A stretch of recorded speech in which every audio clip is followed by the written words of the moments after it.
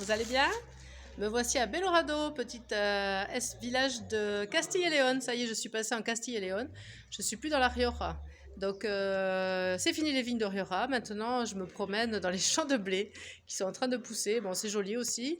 Bon, aujourd'hui, l'étape, elle était un petit peu pénible parce que c'était encore un chemin carrossable tout le long des champs, quoi. Et en ligne droite, et on a longé enfin, c'est pas une autoroute, c'était une grosse nationale avec des camions qui ont roulé toute la journée. Donc c'était un peu compliqué. Bah, c'est le gros axe pour aller à Burgos, donc du coup il y a beaucoup de circulation. Donc on est sur un chemin parallèle, mais on est quand même pas très loin de la route. Donc c'est vrai que c'était pas très sympa par rapport à ça. Donc je suis venue dans cette petite rue du village pour vous montrer ceci, parce qu'en fait ici a été tourné certaines scènes du film The Way avec Martin Sheen et Emilio Estevez, et il se trouve qu'il y a une espèce de ruelle où il y a des gens qui ont un petit peu connus, qui ont mis leurs mains, c'est le Walk of Fame du village, wow, qui ont mis leurs mains et leurs pieds, leurs traces, las huellas sur des plaques. Donc du coup je vous montre celle de Martin Sheen parce qu'elle est là, à mes pieds, oui oui je vous assure. Là voilà, voilà voilà voilà. Donc Martin Sheen est bienvenu par ici, incroyable. Ils sont venus tourner le film que je vous conseille de voir, The Way. Parce qu'en fait, du coup, c'est pour ça qu'il y a tout un tas d'Américains qui font le chemin de Santiago, hein. Voilà. Donc, eh bien écoutez, aujourd'hui, journée, bon, pas terrible, hein, parce que le chemin n'était pas extraordinaire. On a quand même traversé des jolis villages, et puis celui-ci est sympa aussi. Bon, ça vaut pas, c'est pas des merveilleux, mais c'est sympathique. Donc là, je viens d'aller faire mes petites courses, hein, voilà, mes petites courses, pour aller manger au gîte, enfin à l'albergue, pardon. Et voilà, bah, ce matin, j'étais encore réveillée très tôt, c'est-à-dire, quand je dis très tôt, j'étais réveillée à 5 heures. Donc à 5 heures, réveil. Et voilà, donc une fois que vous êtes réveillé en fait et que tout le monde s'agite dans le dortoir, bah, vous vous levez quoi, vous n'avez pas le choix. Donc je suis partie vers 6h10. Bon, c'est dommage parce que du coup je suis arrivée, alors j'ai traîné un peu pour arriver pas trop tôt quoi. J'ai traîné pour arriver à quelle heure je suis arrivée? Vers midi, donc bon j'ai mangé le temps de manger et puis après voilà, l'albergue elle ouvrait qu'à 13h, donc du coup il fallait attendre qu'elle ouvre pour pouvoir y rentrer.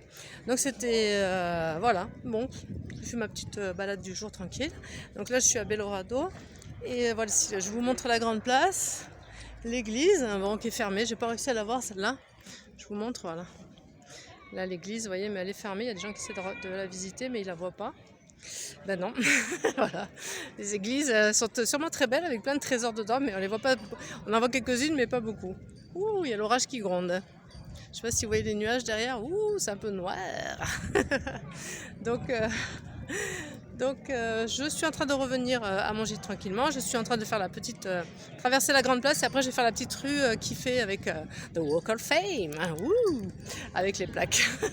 Bon, je connais pas les noms des autres gens, mais je sais pas, je crois qu'il y a des sportifs, tout ça. Et comme je les connais pas, moi, je suis un peu nulle. Voilà. Ah, il y a aussi des belles fresques. Et je pense qu'ils font un concours un peu comme à 7 avec des fresques sur les murs et tout ça. Donc on va passer devant certaines, comme ça c'est joli.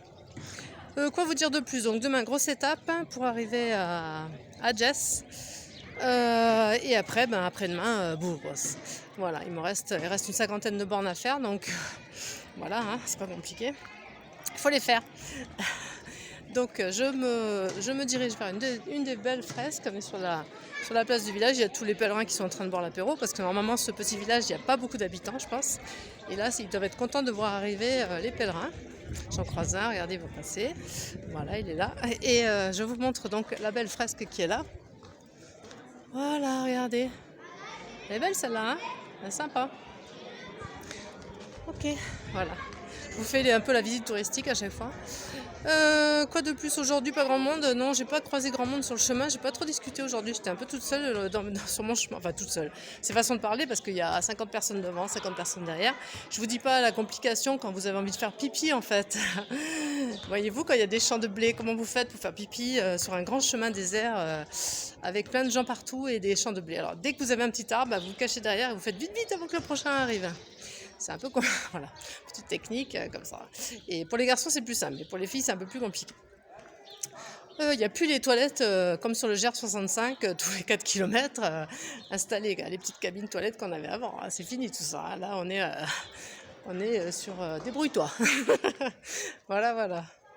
Je cherche la rue de mon albergue. Ah oui, elle est là-bas. Donc c'est bon, ça y est, je vais bientôt arriver.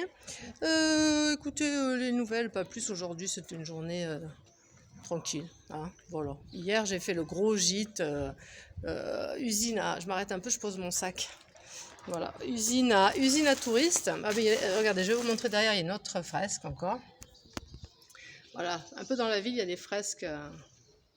Il y en a un petit peu partout, vous voyez, les fresques. Bon, c'est toujours souvent sur le thème de Saint-Jacques, hein, bien sûr, puisque ces villages ne vivraient pas, je crois, sans le chemin de Saint-Jacques. C'est leur grosse manne financière, hein, et touristique et financière. Voilà. Donc aujourd'hui, qu'est-ce qui s'est passé aujourd'hui? Une petite nouvelle intéressante, j'ai passé les 1000 km à pied. Quand je le dis, même moi, quand je me le dis, je me dis non, ça n'est pas possible en fait. Tu as mal compté. Si, j'ai passé les 1000 km aujourd'hui, donc ça fait 45 jours que je marche. Enfin, 43 jours de marche, 2 jours de repos et 1000 km.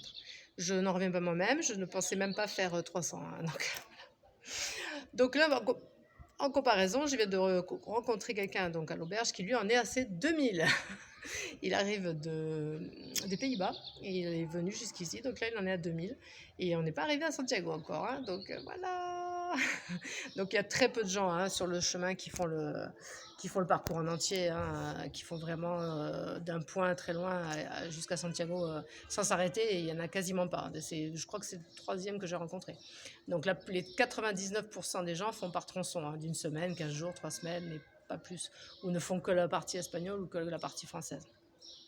Donc quelqu'un qui fait vraiment du début jusqu'à la fin de ce chez soi, quoi, en gros, jusqu'à Santiago. Voilà.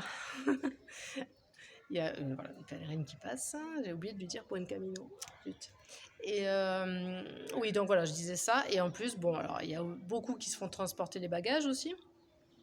Donc le transport de bagages, sur le GR 65, c'était avec la malle postale, hein, ça coûtait à peu près 8 euros par jour. Et ici, il y a des formules un peu dans toutes les régions qu'on passe. Là, ça coûte à peu près 5 euros par jour. Donc ils se font transporter les bagages, ils font qu'un petit bout. Et puis aussi, ils mangent matin, midi et soir au restaurant. Donc moi, je n'ai pas les moyens, je vous le dis tout de suite. Donc moi, je m'achète, hein, vous voyez, mes petites courses, hein, voilà. Je me fais mon déjeuner, parce qu'ici, il n'y a pas de déjeuner, hein. Ou alors il faut aller dans les bars, quoi, mais ça me revient pareil de toute façon. Donc petit déjeuner, voilà, le petit déjeuner, le pique-nique de midi, le repas du soir, hein, je m'achète tout.